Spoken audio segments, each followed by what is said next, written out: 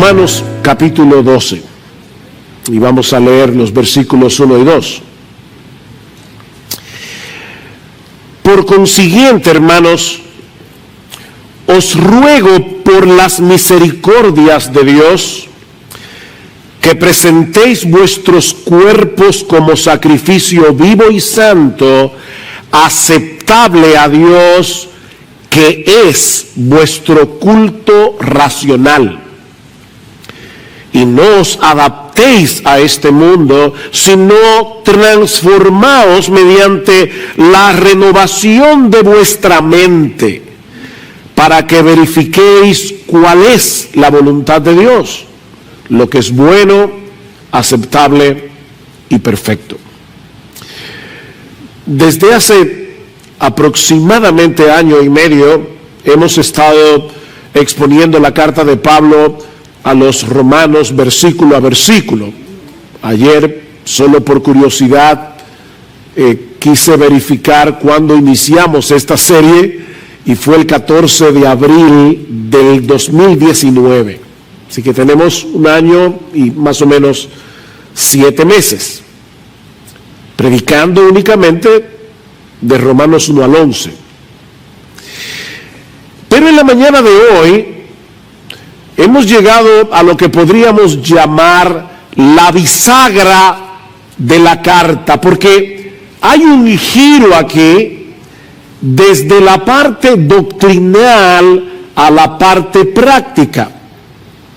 En los primeros 11 capítulos, Pablo ha venido explicando con todo lujo de detalles en qué consiste el Evangelio, las buenas nuevas de salvación en Cristo para todo aquel que cree. Pablo introduce su carta mostrándonos a partir del capítulo 1, versículo 18, hasta el capítulo 3, versículo 20, cuál es la condición espiritual de toda la raza humana que hizo necesaria esa monumental, sorprendente, extraordinaria obra de salvación que Dios llevó a cabo por medio de la persona y la obra de nuestro Señor Jesucristo. Y actuando como una especie de fiscal general de la humanidad, Pablo va presentando su caso, argumento tras argumento, hasta llevarnos a su conclusión en el capítulo 3, versículo 10, donde él dice que en el mundo entero, no hay justo ni aún uno, no hay quien entienda, no hay quien busque a Dios. Todos se desviaron, a una se hicieron inútiles, no hay quien haga lo bueno, ni siquiera uno. Y ese es el argumento de Pablo citando el Antiguo Testamento. O sea, que es Dios el que da ese veredicto. Somos pecadores rebeldes, merecemos la condenación de Dios por causa de nuestros pecados.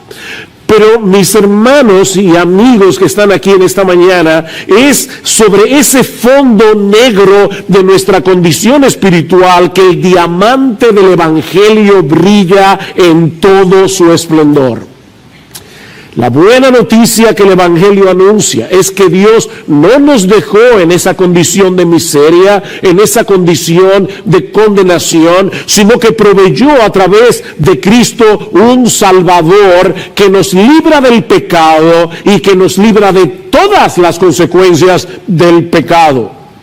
Dios, el Hijo, la segunda persona de la Trinidad, se hizo hombre, vivió una vida de perfecta obediencia a la voluntad de su Padre y luego murió en una cruz como un criminal para pagar por todos nuestros pecados. Él recibió sobre sí mismo voluntariamente toda la ira de un Dios perfectamente santo, perfectamente justo, toda la ira que tú y yo merecemos por causa de nuestros pecados. Eso fue lo que vimos desde la mitad del capítulo 3 hasta el capítulo 5 de la carta.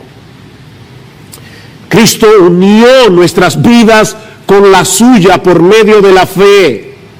de tal manera que ahora su justicia perfecta cuenta como nuestra en el tribunal de Dios. Somos justificados, es decir, declarados justos en el tribunal de Dios, únicamente por medio de la fe en Jesús. De ahí lo que dice Pablo en Romanos capítulo 5, versículo 1. Por tanto, habiendo sido justificados por la fe, tenemos paz para con Dios por medio de nuestro Señor Jesucristo. No tenemos controversias con Dios. Podemos morirnos tranquilos. Pero el asunto no termina ahí, sino que debido a nuestra unión con Cristo, y guarden esa frase en sus mentes en esta mañana, debido a nuestra unión con Cristo, todos los que han sido justificados también han sido santificados. Hemos sido libertados de la esclavitud del pecado, para que ahora podamos gradualmente ser transformados conforme al carácter de nuestro Señor Jesucristo. Eso fue lo que vimos en Romanos capítulo 6, capítulo 7, capítulo 8. Eso en sí mismo es abrumadoramente extraordinario. Pero resulta mucho más sorprendente si consideramos el hecho de que la única razón, óyeme mi hermano, la única razón por la que ahora disfrutamos de todas esas bendiciones que fluyen de nuestra unión con Cristo es porque Dios de pura gracia decidió amarnos desde antes de la fundación del mundo, como vimos a partir del capítulo 9. Dios tuvo misericordia de nosotros porque Él decidió tener misericordia de nosotros. No había nada, ni en ti ni en mí, que nos hiciera atractivos a los ojos de Dios.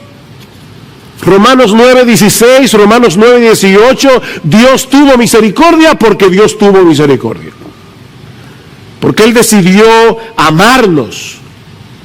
Es por eso que Pablo concluye esta sección de la carta reaccionando en adoración al contemplar ese despliegue de la sabiduría de Dios. ¿Cómo solo Dios puede concebir un plan de salvación a través del cual Él perdona a pecadores culpables y aún así mantiene intacta su justicia? Y eso es lo que lleva a Pablo a decir en el capítulo 11, versículo 33, oh profundidad de las riquezas y de la sabiduría y del conocimiento de Dios, cuán insondables son sus juicios, inescrutables sus caminos. Pues, ¿quién ha conocido la mente del Señor? ¿O quién llegó a ser su consejero?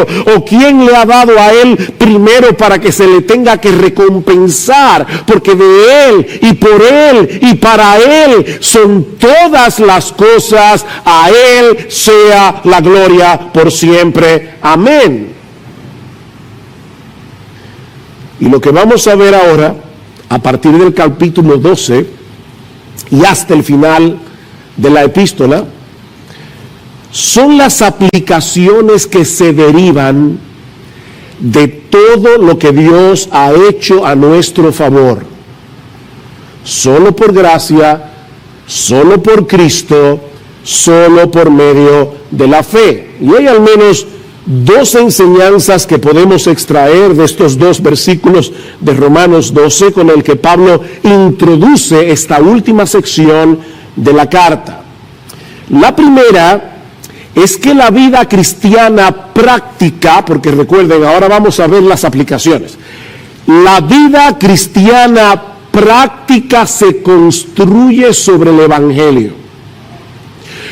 O si quieren ponerlo en las palabras de Pablo, la vida cristiana se construye sobre las misericordias de Dios. Vean una vez más el versículo 1.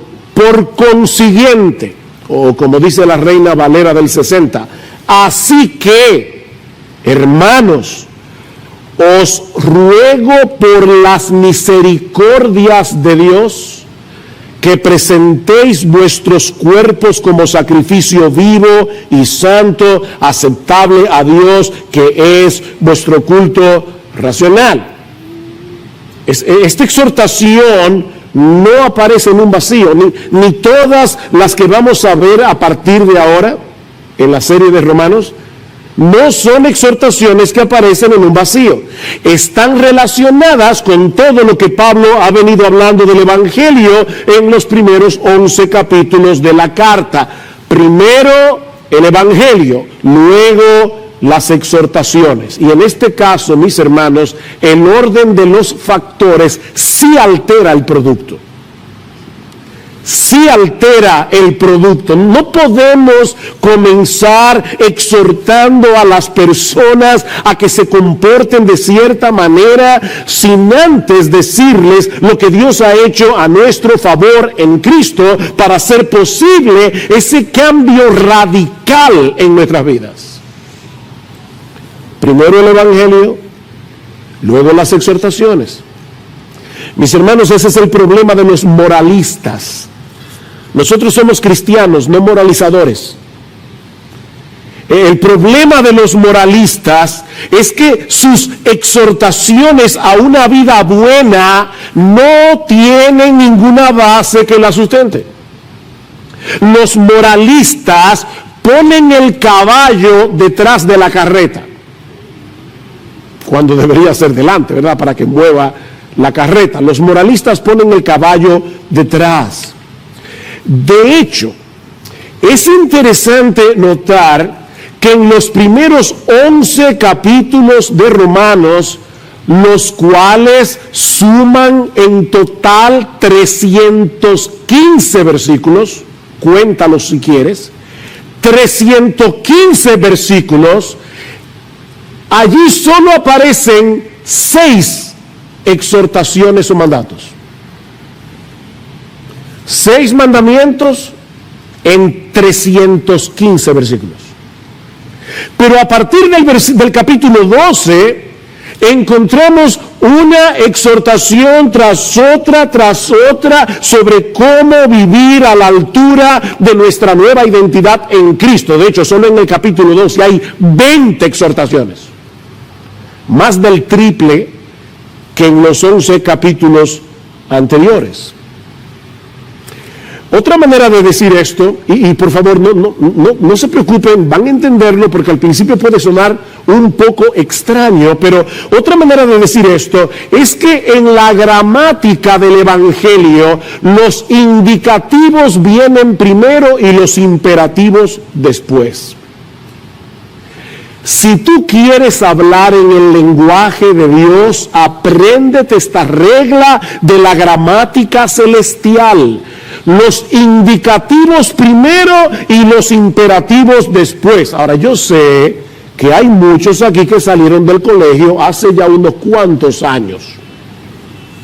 Así que déjenme explicar a qué yo me refiero. En la gramática española se usa el verbo en modo indicativo para señalar un hecho. Por ejemplo, Juan tiró la pelota. El verbo está ahí en modo indicativo. Estoy relatando algo que sucedió. ¿Qué fue lo que sucedió? Que Juan tiró la pelota. Ahora, si yo digo, niños, escuchen, si yo digo, Juan, tira la pelota, ¿cuál es la diferencia? Que ahora yo no estoy relatando un hecho, estoy dando una orden, estoy dando un mandato. En ese caso, el verbo está en modo imperativo. Bueno, lo que estamos diciendo, mis amados hermanos, es que en el Evangelio los hechos de nuestra redención en Cristo vienen primero. Los imperativos, exhortaciones, mandatos que se derivan de esos hechos vienen después. Esa es la gramática de Dios. El Evangelio contiene exhortaciones, de hecho lo vemos en nuestro propio texto de hoy en la mañana, pero como bien señala el teólogo escocés Sinclair Ferguson, estas exhortaciones se encuentran enraizadas en el rico suelo de la gracia. Hay exhortaciones en el Evangelio, pero están enraizadas en el rico suelo de la gracia de Dios. Es por eso que Pablo aquí apela a las misericordias de Dios antes de exhortar a los creyentes a que presenten sus cuerpos como un sacrificio vivo. Y noten, mis hermanos, que Pablo menciona aquí las misericordias de Dios. Él pudo haber dicho, os ruego por la misericordia de Dios, pero no fue lo que dijo. Él dijo, os ruego por las misericordias de Dios, en plural. Mis hermanos, el diamante del Evangelio tiene tantas facetas que podemos pasarnos el resto de nuestras vidas meditando en todas las maneras en que Dios nos ha mostrado y nos sigue mostrando su misericordia. Nuevas son cada mañana. ¿Saben que los diamantes dependen de su precio por los cortes que tienen? Bueno, el Evangelio tiene muchos cortes. Es un diamante multifacético. Este es un tema que nunca se agota. Podemos meditar en las misericordias de Dios las 24 horas del día, los 365 días del año, y nunca llegará el momento en que nos quedemos en blanco, sin nada por lo cual agradecer a nuestro Dios por todo lo que Él ha hecho, por todo lo que Él está haciendo y por todo lo que hará, únicamente por causa de Jesucristo. Mira, mi hermano, esas misericordias comenzaron antes de que tú nacieras. Esas misericordias comenzaron en la eternidad, cuando Dios nos escogió para amarnos en Cristo de pura gracia desde antes de la fundación del mundo. Miren, solo meditar en eso es suficiente para pasar el resto de nuestras vidas glorificando a Dios y dándole gracias.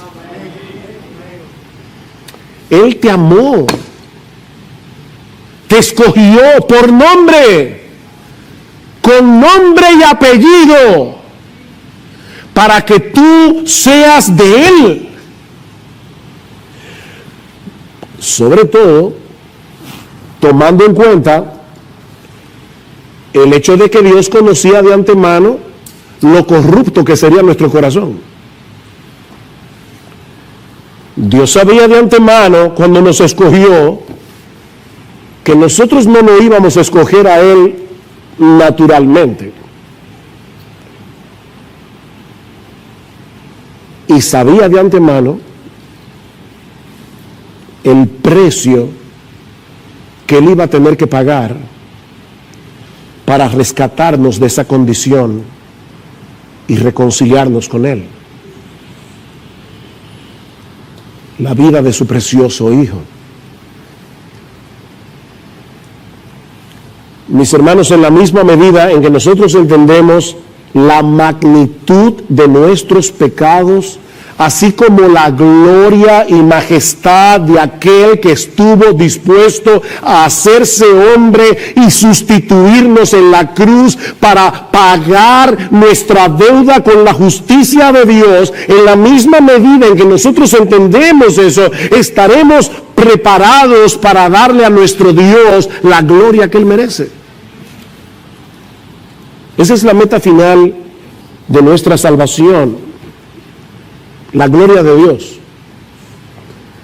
Que nuestro Dios reciba toda la gloria por lo que Él ha hecho a nuestro favor en Cristo. Escuchen cómo Pablo lo va a decir más adelante en Romanos capítulo 15, en el versículo 7. Por tanto, aceptaos los unos a los otros, como también Cristo nos aceptó para gloria de Dios. Cristo nos aceptó para gloria de Dios. Pues os digo que Cristo se hizo servidor de la circuncisión para demostrar la verdad de Dios, para confirmar las promesas dadas a los padres y para que los gentiles glorifiquen a Dios por su misericordia.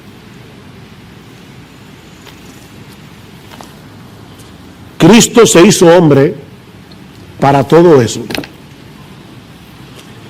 Para que ahora podamos vivir el resto de nuestras vidas glorificando a Dios por su misericordia.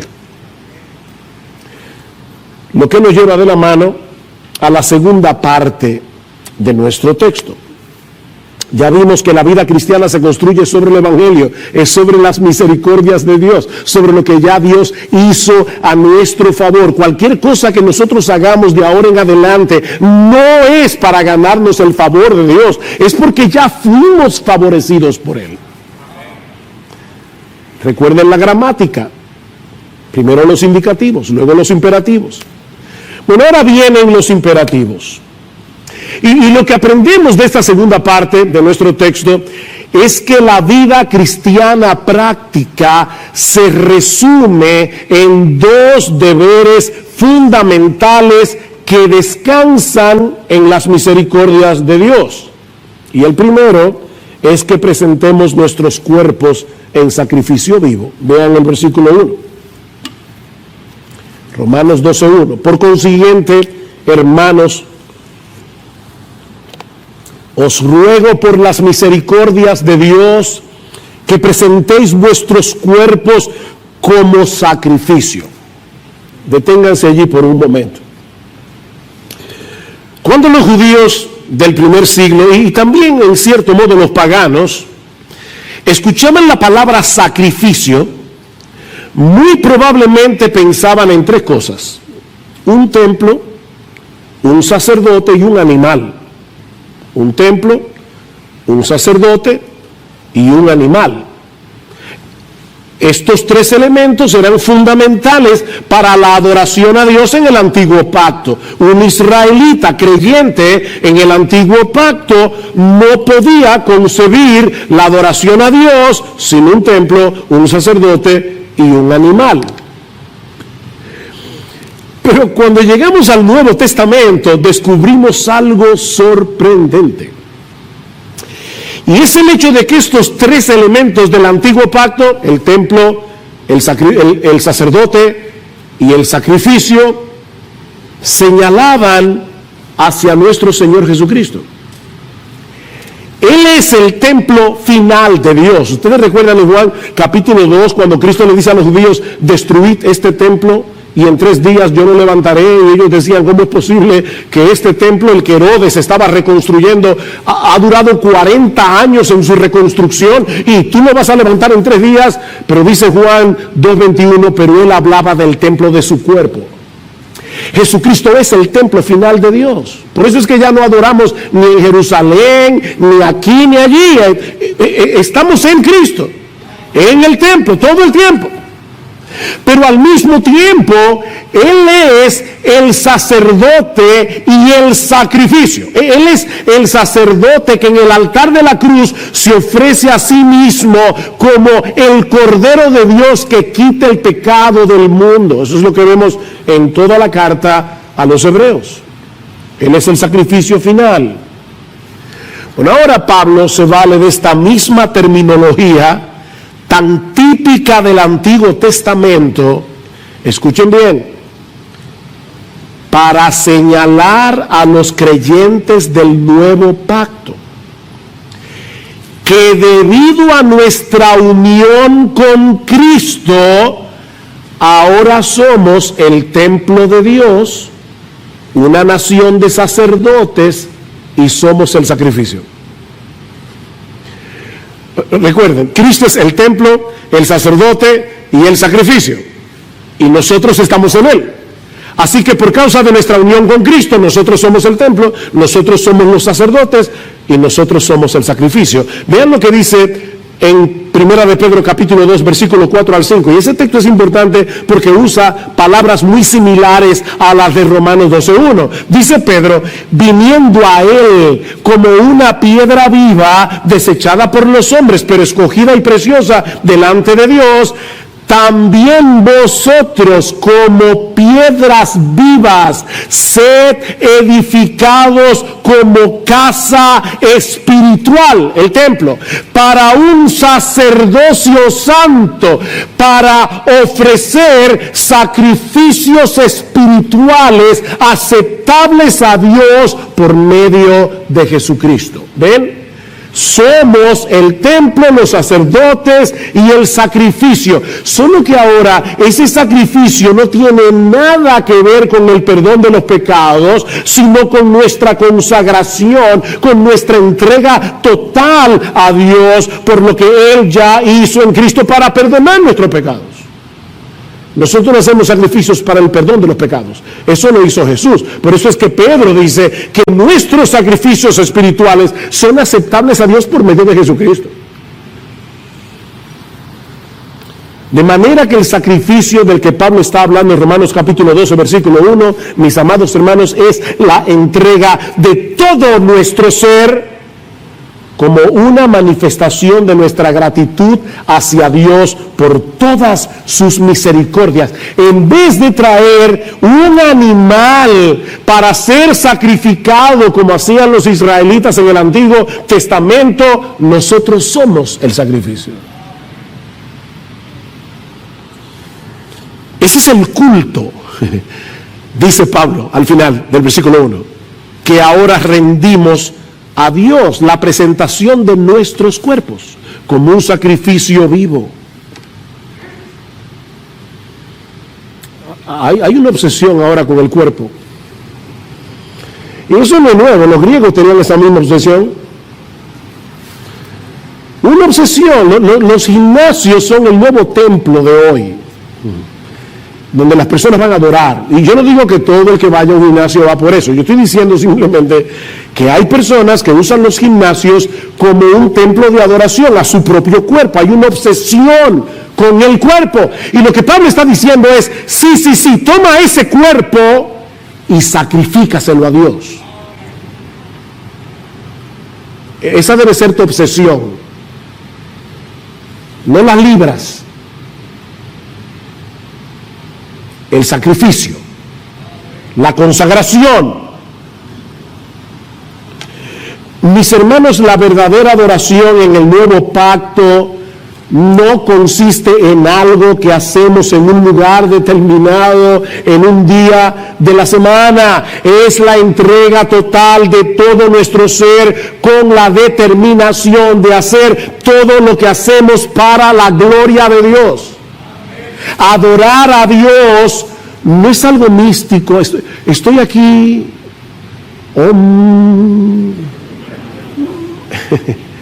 No. Esto es algo bien concreto. Entrega tu cuerpo es convertir en un acto de adoración todo lo que hacemos con este cuerpo. ¿Ven por qué yo les decía y oraba para que el Señor nos ayudara a tener un entendimiento más amplio de lo que significa ser cristiano? Mis hermanos, esa es la misma enseñanza que vimos hace meses atrás, cuando estudiamos Romanos capítulo 6. Vayan conmigo una vez más a Romanos capítulo 6, versículo 11. Así también vosotros, consideraos muertos al pecado, pero vivos para Dios en Cristo Jesús. Esa es la enseñanza, la exhortación. Por tanto, no reine el pecado en vuestro cuerpo mortal, para que no obedezcáis sus lujurias, ni presentéis los miembros de vuestro cuerpo al pecado como instrumentos de iniquidad, sino, aquí está la exhortación de Romanos 12, presentaos vosotros mismos a Dios como vivos de entre los muertos y vuestros miembros a Dios como instrumentos de justicia.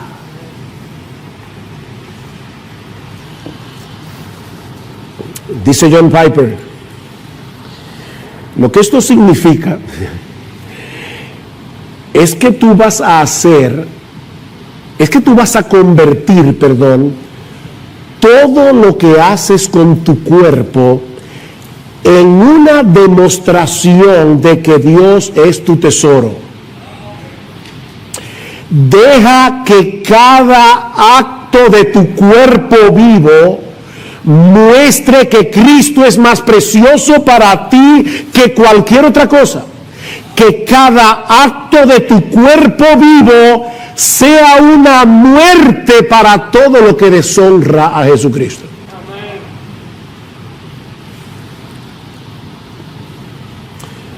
La razón por la que Pablo nos exhorta a presentar nuestros cuerpos, los evangélicos hablamos mucho de entregar el alma. Vamos a salvar almas. No, vamos a salvar gente que tienen cuerpo y tienen alma. Y cuando Cristo salva, salva el cuerpo y el alma. No una sola cosa.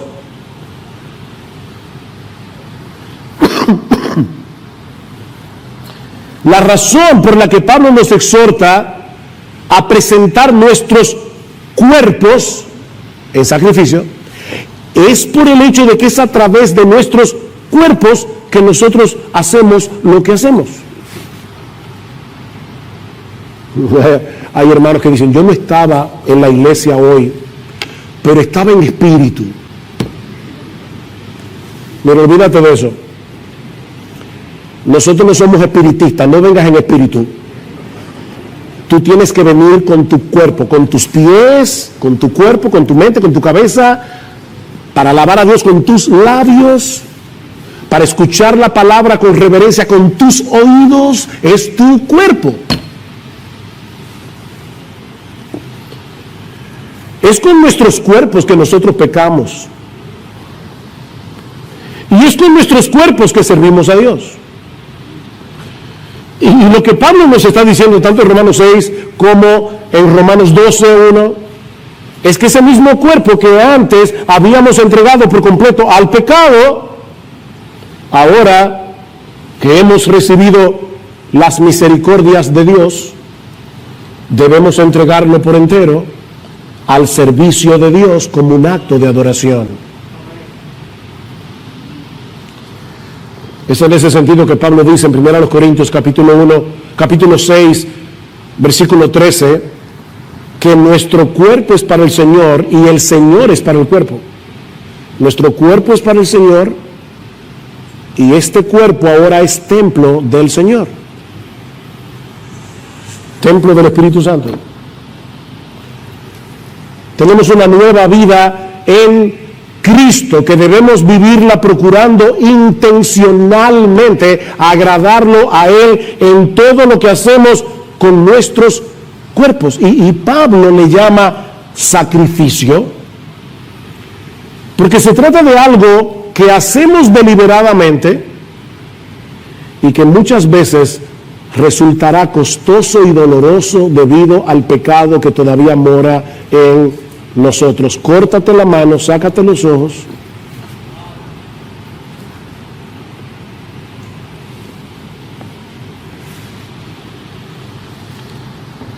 Y miren, mis hermanos, contrario a lo que mucha gente piensa, esta no es una entrega que se hace una sola vez. Ciertamente, todos nosotros nos entregamos a Dios en el momento de nuestra conversión. Pero constantemente debemos recordar que nuestros cuerpos no nos pertenecen. Por eso es que el Señor nos dice en Lucas, niégate a ti mismo, toma tu cruz cada día y sígueme. ¿Por qué cada día? O porque todos los días yo trato de bajar mi cuerpo de esa cruz. Constantemente debemos recordar que este cuerpo es el instrumento con el que ahora adoramos a Dios, procurando su gloria en todo lo que hacemos, ya sea que estemos aquí congregados como iglesia o en nuestros lugares de trabajo o compartiendo con nuestra familia en casa o en nuestro tiempo de ocio. Debemos actuar como lo que somos. ¿Y qué es lo que somos? Adoradores del único Dios vivo y verdadero.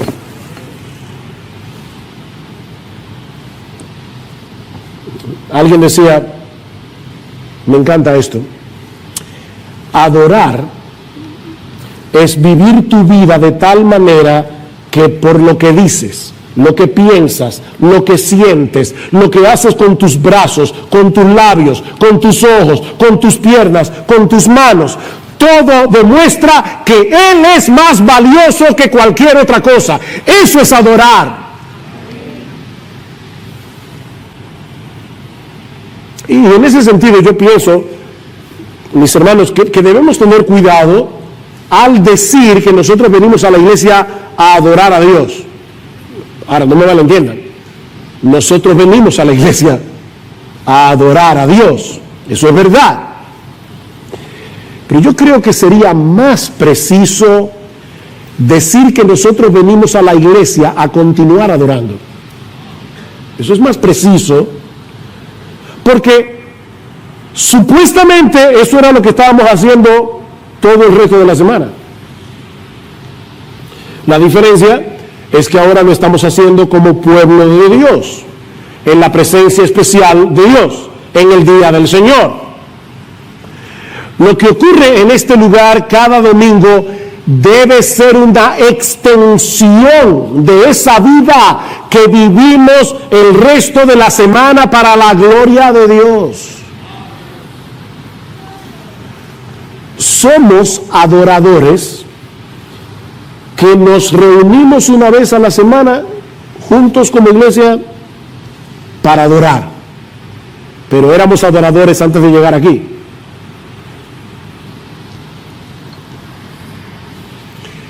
Y esa es una idea que se repite una y otra vez en el Nuevo Testamento.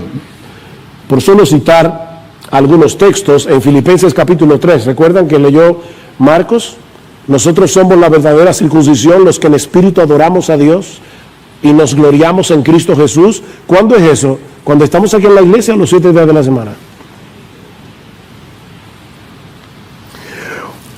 1 Corintios 6, ¿o no sabéis que vuestro cuerpo es templo del Espíritu Santo, que está en vosotros, el cual tenéis de Dios, y que no sois vuestros? Somos templo 24/7, el creyente. Pues por precio habéis sido comprados. Por tanto, glorificad a Dios en vuestro cuerpo y en vuestro espíritu, los cuales son de Dios.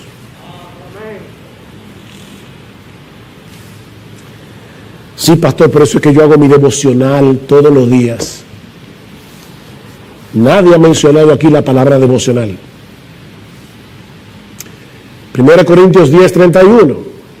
Si pues coméis o bebéis o hacéis otra cosa, hacedlo todo para la gloria de Dios. Todo.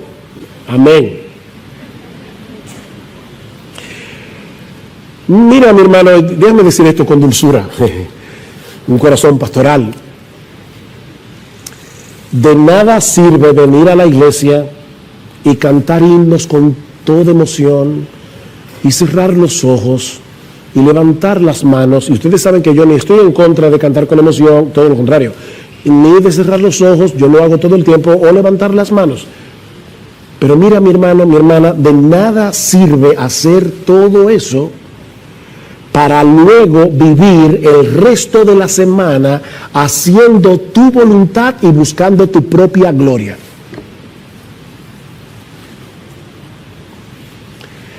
La verdadera adoración es un estilo de vida.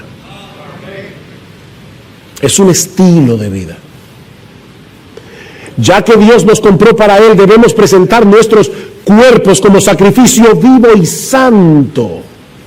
Es decir, lo contrario a lo que hacíamos cuando éramos inconversos, que usábamos los miembros de nuestros cuerpos para pecar contra Dios, para vivir de espaldas a Dios. Ese sacrificio, dice Pablo, es aceptable a Dios. Y eso parece que está de más. Pero Pablo quiere enfatizar el hecho de que nuestra meta en la vida ha sido reorientada. ¿Oíste eso? Nuestra meta en la vida en el momento de la conversión, fue reorientada radicalmente. En vez de procurar agradar a los demás, en vez de procurar agradarte a ti mismo, nuestra meta es agradar a Dios. Y todo lo que hagáis, sea de palabra o de hecho, hacedlo todo en el nombre del Señor Jesús, dando gracias a Dios Padre por medio de Él. Si lo que vas a hacer, tú no puedes hacerlo en el nombre de Jesús, ni dándole gracias a Dios por eso que tú vas a hacer, no lo hagas. No lo hagas.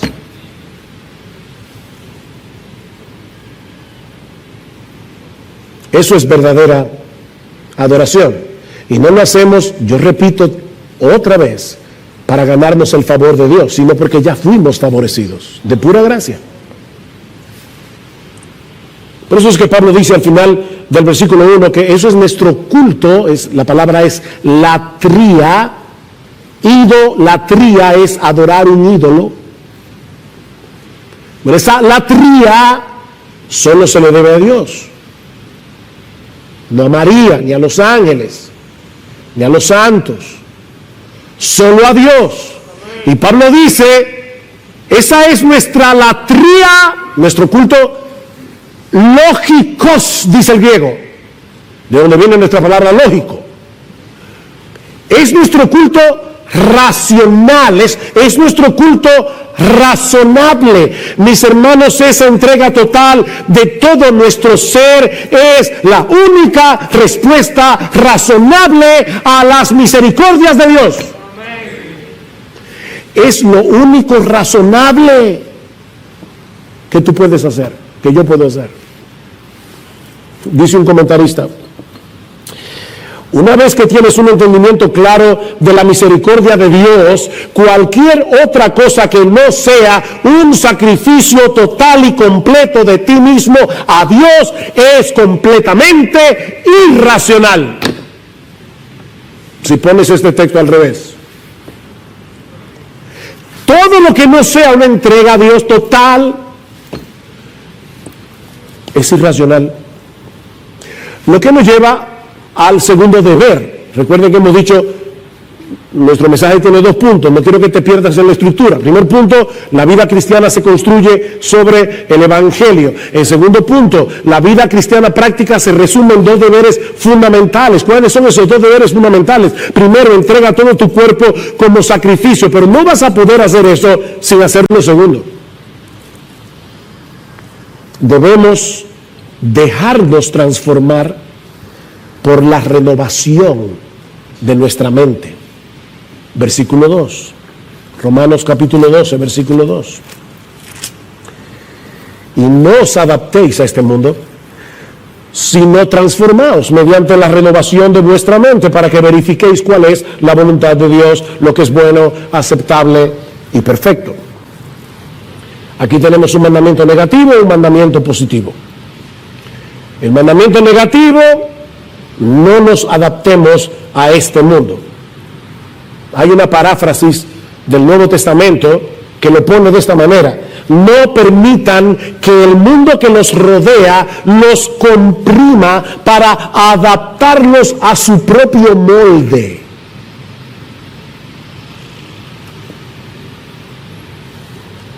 Este mundo tiene un sistema de valores y de prioridades totalmente contrarios a Dios, y no es un mundo pasivo. Este sistema mundano en el que nosotros vivimos, cuando hablamos del mundo aquí, no nos estamos refiriendo al planeta Tierra, nos estamos refiriendo a ese sistema de maldad que impera en este mundo y que es contrario a Dios. Ese sistema, mis hermanos, trata por todos los medios de imponerse sobre nosotros. Frecuentemente de una manera sutil, no es tan claro a veces. De hecho, la mayoría de las veces no es tan claro. En una manera sutil, insistente, constante, prolongada.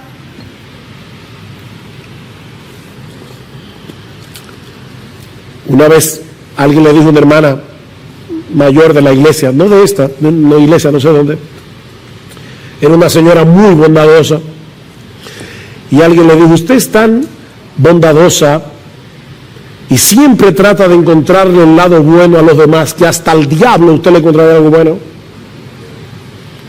Y dice ella: sí, su perseverancia. El diablo no se cansa. Él trata y trata y trata y trata y trata y trata de amoldarte a este mundo. Este sistema desprecia lo que verdaderamente tiene valor, la gloria y hermosura de nuestro gran Dios y Salvador Jesucristo, y al mismo tiempo exalta y valora aquello que es pasajero e intrascendente. Lo fútil. Un filósofo árabe, Khalil Gibran, escribió una historia acerca de dos ladrones que idearon la manera más eficaz para poder robarle al pueblo. Vamos a salir de noche y vamos a cambiarle el precio a todas las cosas. Lo que vale mucho le vamos a poner el precio menor, y lo que vale más menos le vamos a poner el precio mayor. Y dice Gibran: desde aquella época el mundo está confundido.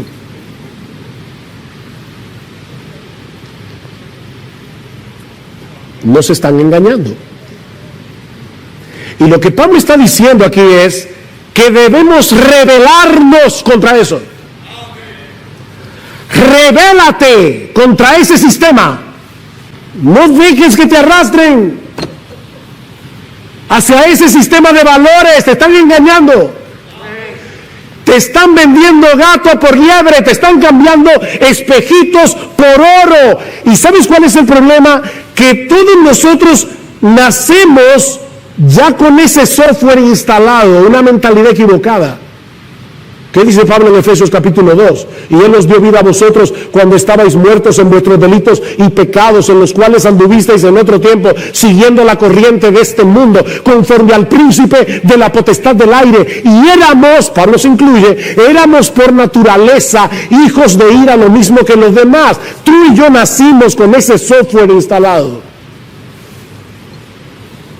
para pensar mal. Nosotros vinimos al mundo con una mente distorsionada, llena de mentiras. Es por eso que necesitamos ser transformados por medio de la renovación de nuestra mente, por medio de la renovación de nuestro entendimiento, que es la parte positiva de la exhortación. Y aquí hay otra cosa gramatical interesante. El verbo que usa Pablo, transformar, metamorfeo, metamorfosis, donde viene la palabra metamorfosis, ese verbo es un imperativo pasivo. Y eso es extraño, porque te está mandando algo en lo que tú eres pasivo. ¿Cómo podemos traducir eso? Déjate transformar. ¿Ven? Déjate transformar. La verdadera santidad no consiste simplemente en tratar de cambiar nuestra conducta. No. Necesitamos permitir que la luz del Evangelio penetre, ilumine nuestro entendimiento, instale en nosotros una nueva forma de pensar, un nuevo sistema de valores. Ese proceso se inicia en la conversión, dice Tito, fuimos renovados por el Espíritu Santo, y usa la misma palabra aquí, pero es algo que continúa a lo largo de toda nuestra vida. Ahora, noten que aquí no estamos hablando simplemente de recibir nueva información. Estamos hablando de dejar que el Evangelio transforme por completo nuestra forma de ver la vida al contemplarla a través de la hermosura de Jesús. No es simplemente nueva información, no es que, mira, esto está mal y ahora esto está bien. Eso es una información. Ese cambio no dura. Si tú no estás contemplando con deleite la gloria de Jesucristo. Escuche cómo Pablo describe este proceso de transformación. Según a los Corintios 3:18. Por tanto, todos nosotros, mirando a cara descubierta, como en un espejo, la gloria del Señor, somos transformados. Metamorfosis otra vez. Somos transformados de gloria en gloria, en la misma imagen, como por el Espíritu del Señor. ¿Sabes cómo funciona esto? Tú terminas convirtiéndote en lo que adoras. Salmo 115, versículo 8. Semejantes a ellos, a los ídolos, son los que los hacen. Se hacen semejantes a sus ídolos. Yo me acuerdo cuando yo me convertí, año 1977, estrenaron Fiebre del Sábado por la Noche. Yo no la vi, por cierto. Ya me había convertido, gracias al Señor.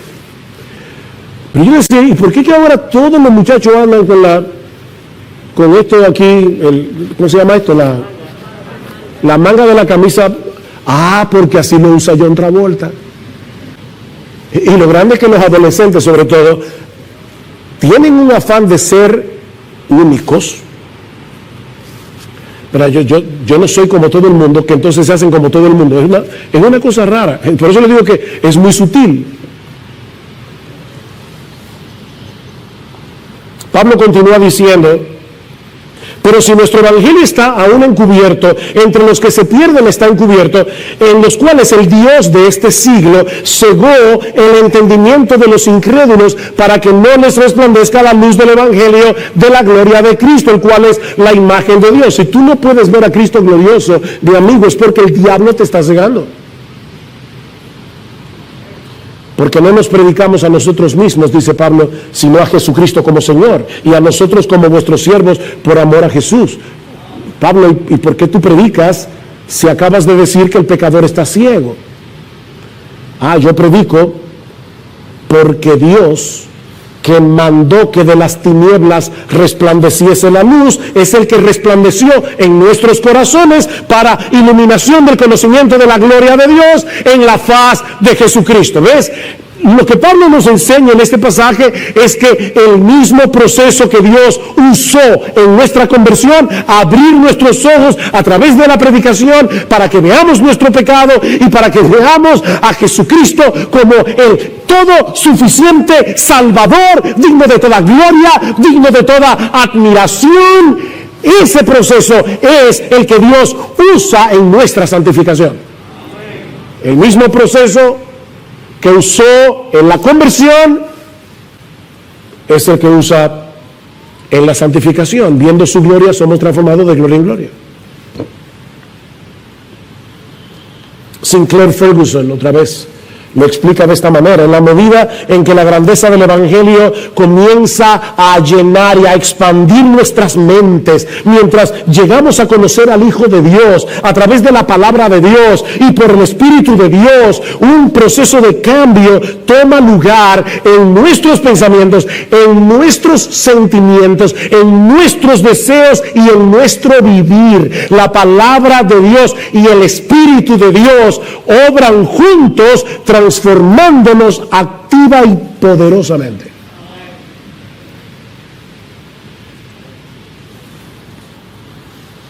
Solo de ese modo podemos verificar cuál es la voluntad de Dios, lo que es bueno, aceptable y perfecto. Dice Romanos 12:2. ¿Y qué es lo que Pablo está diciendo aquí? Que cuando la mente es renovada por la palabra de Dios y comenzamos a valorar la gloria, la hermosura de Jesucristo por encima de todas las cosas y a encontrar nuestro máximo deleite en Él, no solo vamos a comprender cuál es la voluntad de Dios, qué es lo que Dios quiere de nosotros, sino que vamos a estar de acuerdo con Él en que eso es lo mejor para nosotros.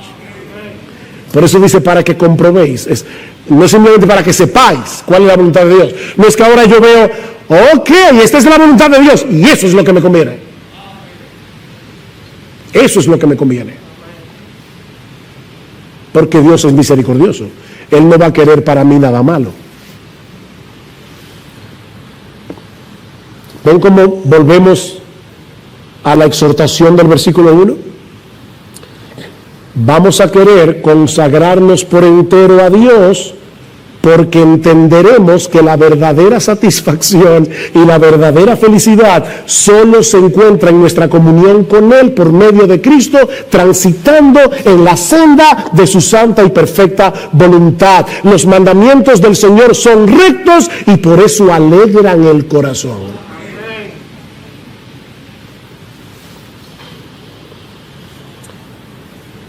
El hecho de hablar de sacrificio puede llevarnos a pensar que el llamado de Dios es algo como esto. Mira, tú vas a vivir una vida miserable aquí en la tierra, pero no te preocupes que al final viene la gloria. ¿Verdad? Eso es como alguna gente ve la vida cristiana. Aquí una desgracia, pero no te preocupes, esa desgracia dura poco. Lo bueno está del otro lado. Eso es lo que el diablo quiere que tú creas. No. La realidad es que Cristo vino a darnos vida y vida en abundancia. Cristo vino a darnos vida. Una vida que comenzamos a disfrutar aquí ahora sí, con las luchas, tentaciones, todo eso, pero que disfrutaremos en toda su plenitud cuando estemos en su presencia, deleitándonos en Él por los siglos de los siglos. Por eso es que Jesús comienza el sermón del monte diciendo, bienaventurados. Y esa palabra, que es una palabra muy rica, que significa floreciente. No simplemente dichoso o feliz, no es mucho más que eso, es floreciente. Cristo vino a resolver lo que el diablo dañó. La vida humana fue diseñada por Dios para florecer, pero el diablo quiere marchitarte.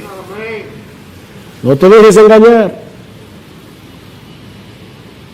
Es el pecado lo que desgracia la vida humana, no los caminos de Dios. De manera que entregarnos por entero a Él, usando estos mismos miembros con los que antes servíamos al pecado para servirle a Él, para buscar su gloria en lo que hacemos, es la única forma razonable de vivir.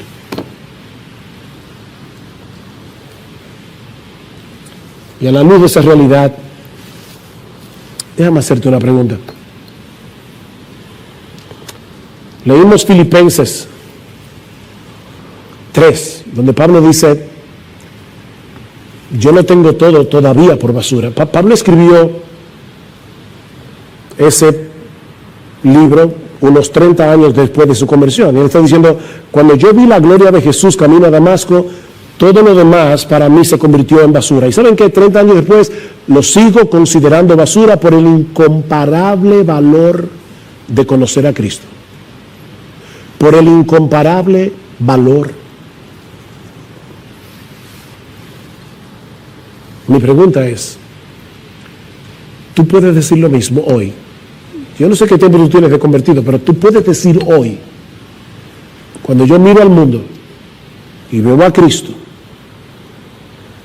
yo veo eso como basura. Lo tengo todavía como basura. Mi hermano, ¿cómo está tu vida espiritual? De verdad, en serio, hoy, ¿cómo está tu vida espiritual? Mi esposa me dijo ayer, antes de ayer, no me acuerdo, que debemos tener cuidado para no vivir de glorias pasadas. Y yo le dije, qué bueno está eso. Lo voy a decir en el mensaje. Porque hay hermanos aquí que tienen ya bastante tiempo en el Señor. Y pueden estar viviendo de gloria pasada. ¿Tú te acuerdas cuando salimos a evangelizar y visitar los hospitales? Sí, pero eso ya pasó. Yo estoy hablando de ahora. No vivas de glorias pasadas. Eso ya pasó. Es como está tu vida espiritual hoy. Ahora. ¿Qué tan intencionalmente tú estás viviendo hoy procurando la gloria de Dios en todo lo que haces, procurando que Él sea reconocido como hermoso, como digno de obediencia, como digno de adoración. Mira, mi hermano, mi hermana, si tú has decaído espiritualmente, te has enfriado en tu fe, es porque has olvidado las misericordias de Dios y porque has perdido de vista la hermosura de Jesús. Es tan sencillo como eso. Y la gloria de Jesús está eclipsada. ¿Saben lo que es un eclipse, verdad? Que aquí está el sol, la luna se interpone, ya no veo el sol, ya no veo la luz como la veía antes, el mundo como que pierde su color, se vuelve mustio, gris. ¿Es así como tú ves la vida cristiana ahora? Jesús está eclipsado, porque otras cosas se están interponiendo entre tú y Él. Pero mi hermano, tú no tienes que seguir viviendo en esa mediocridad espiritual. Vuelve a meditar en las misericordias de Dios para contigo. Vuelve a meditar en las misericordias de Dios, en las pasadas, en las presentes. Recuerda, nuevas son cada mañana. Hace mucho leí la historia de un individuo que va manejando su carro y cuando llega a la vía del tren, de repente el carro se le apaga. En medio de la vía.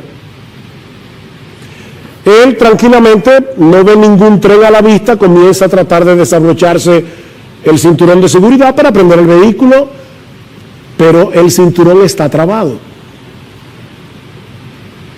Y de repente él ve a lo lejos un tren que se acerca. Y ahora él está latiendo a 1000 por hora, tratando de quitarse el cinturón, pero el cinturón sigue trabado. Y el tren se acerca. Y cuando ya el tren está a punto de arrollarlo, él siente que algo lo golpea por detrás y él mira por el retrovisor y se da cuenta que es alguien en un camión que decide meterse en la vía para sacarlo a él y el tren se lo lleva de encuentro. Y ahí se le destraba el cinturón de seguridad.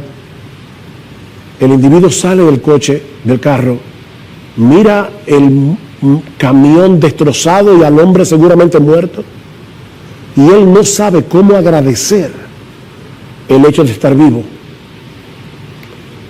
Pero la historia no termina ahí. De repente le escucha un ruido raro en el baúl del carro, y cuando lo abre, se da cuenta que su niño de 5 años jugando se había escondido en el baúl. Y si él había estado agradecido hace 2 minutos, ahora ya...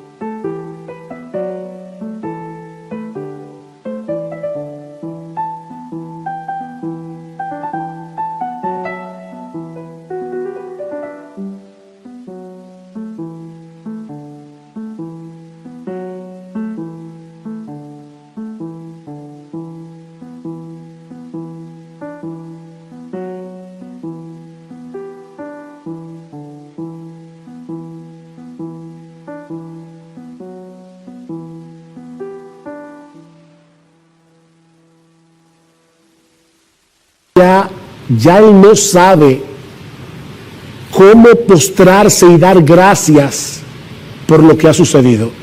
Mi hermano, lo que yo te estoy diciendo es lo siguiente: cada vez que nosotros venimos a la iglesia y vemos una nueva faceta del Evangelio, y vemos una nueva faceta de la hermosura, de la gloria, de la majestad incomparable de nuestro Dios, de las misericordias de Dios, es como si encontráramos niños en el baúl cada domingo, otro niño, y otro niño, y otro niño. Las misericordias de Dios. Oh, mi hermano, medita en la misericordia de Dios y sumérgete en su palabra. No hay otro remedio. Sumérgete en las Escrituras para que puedas volver a contemplar la gloria de tu Salvador. Porque recuerda que es contemplando su gloria que somos transformados de gloria en gloria en la misma imagen. Como por el Espíritu del Señor. No hay atajos aquí. Cómete este libro. Cómete este libro, pero no buscando más información, sino buscando a Jesús en este libro.